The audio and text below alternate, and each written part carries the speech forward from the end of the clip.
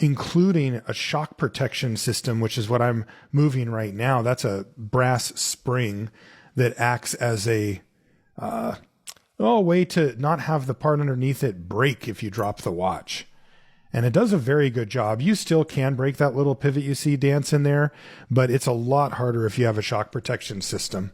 Take a look at the underside of the cap jewel here. Also, do you see all that dried on oil?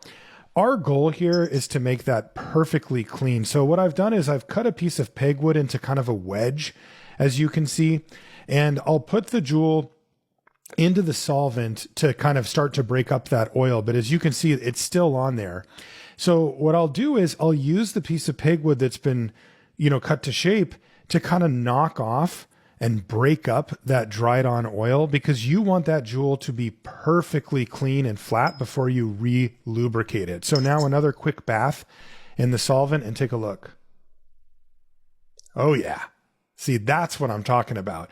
All that dried on oil that's been on there for 30 years or whatever is gone. And then a droplet of oil right in the middle of that jewel.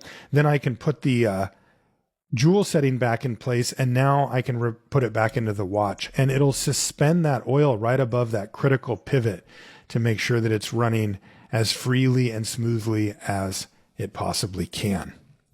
Let's put it on the time grapher and see how it does after a little tweaking.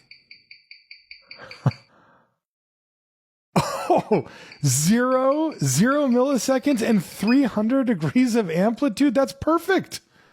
That's like actually perfect. Wow.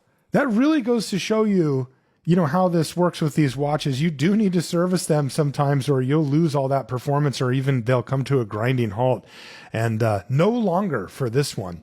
Now, this is the automatic works. And remember when I was telling you about these 3 little parts that go around the outside? You can see them laying there. They all look the same, right? There's actually a top and a bottom. And so I have to very carefully identify what the top and the bottom is before putting them into place around the edges of this wheel, of this reversing wheel here. And I have to do that for both of them. And not one of those things can be out of place. It's very, very finicky stuff. Now I can put this gear thing back on top that kind of turns around those like that. And then those parts will go onto the bridge. Now, before I put that on, I will put this little pinion that goes in the middle, as well as this post. And this post goes through to the other side, and that's what the rotor actually attaches to.